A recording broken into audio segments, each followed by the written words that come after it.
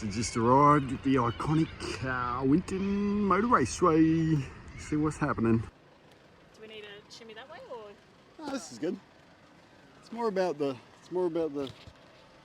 stuff and the things than it's not like praise pay. Yeah. So. Recording? It's recording. Yeah. Great. This is Ying things. Ying things. CCTV.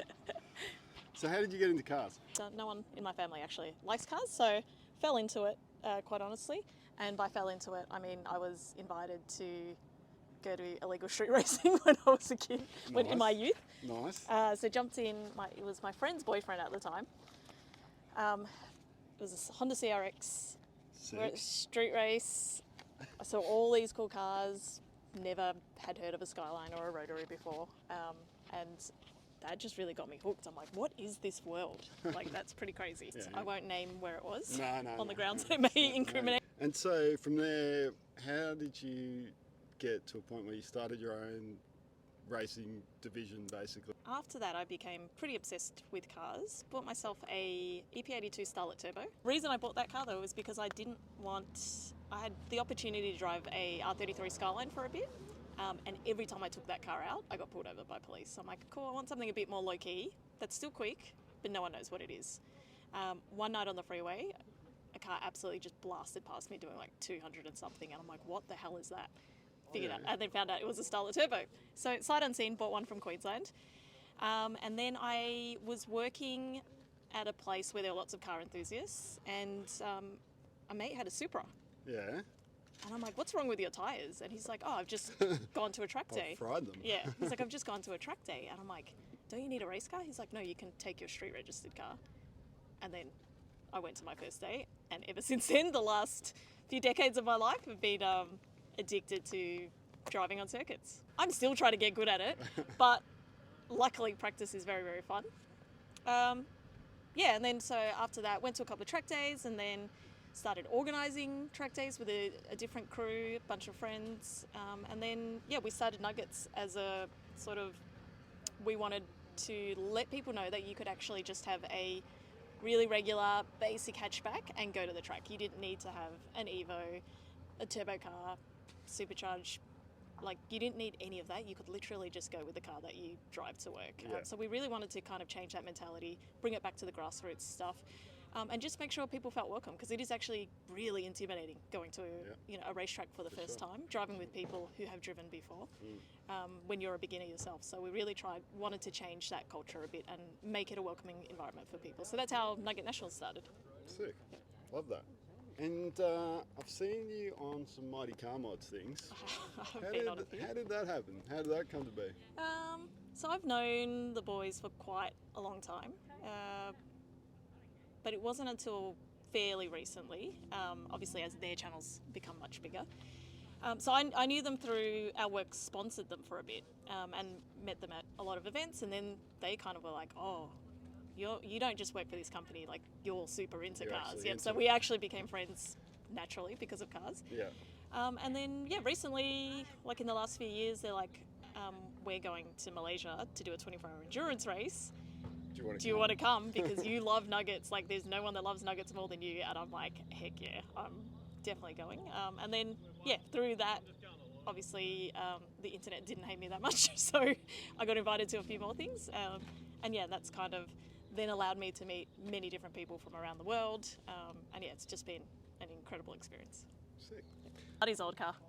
Is it really? I bought it off him, yeah. All right, where are we here?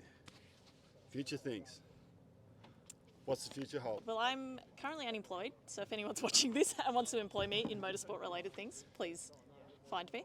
My plan at the moment is just to travel and do motorsport and hang out with my friends. I've just actually come back from Japan doing an event at Fuji Speedway, so I did a K-car endurance race there, and that was absolutely surreal because never in my wildest dreams did teenage Ying think she would drive at Sepang. Yeah.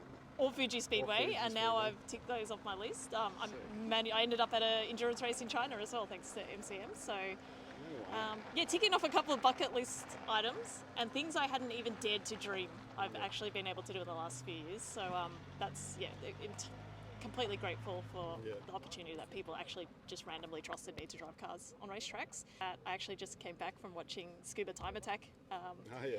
in Japan as well. Sick.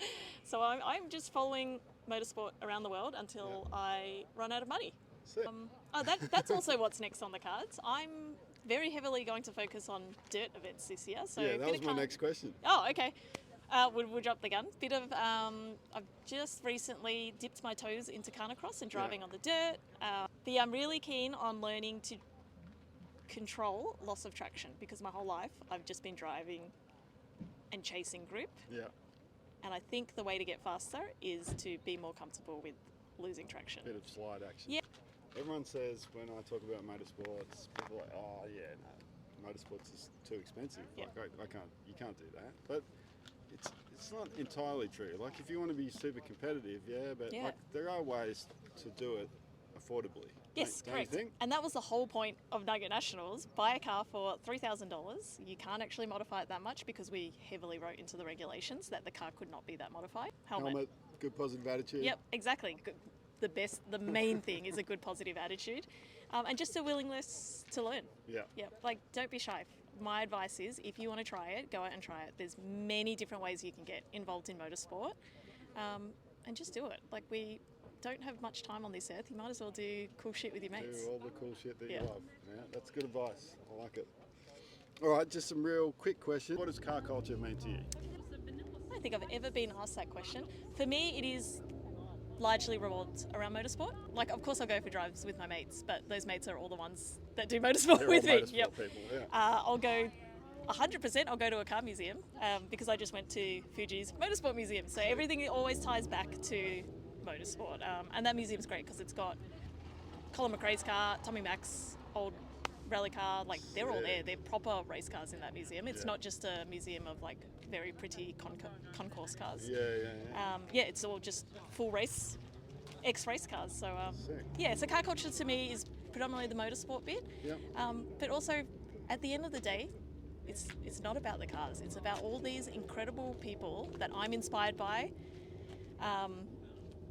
They have just believed in some idiot that didn't know how to drive. The obscene amount of help I've received from people, modifying, building my cars, and then being able to meet people from around the world who've literally taken me in and accepted me as their family.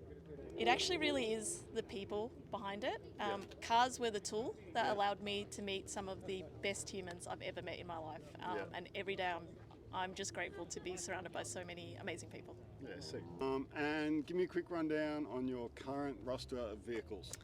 Current cars I own include my first ever car, which is a 1990 Toyota Starlet GT. I have a 1993 Toyota Starlet GT EP82. I have a 1990 NA6 MX-5. I have a 2014 ND MX-5. I have a 2002 Toyota Eco Sportivo and a 2021, I think, GR Yaris. So apart from a couple of stray Mazdas, it's pretty much Toyota themed. I am a huge Toyota nerd. That's what I grew up loving. That's what I will love to the day I die. And very specifically, P chassis Toyotas, which everything I listed is a P chassis Toyota, which is actually the designation for the smallest Toyotas in the lineup. Right. So if Toyota's listening and they want to sponsor you, hook a girl up. Literally behind us. Off camera, the GR Yaris stand is right behind it. Sick. All right, well, let's go for a walk and see if we can check out some cars. Yeah, sounds good. All right, cool. That is track open whistle. 86 Cup. So all the cars will be built to the same regulations.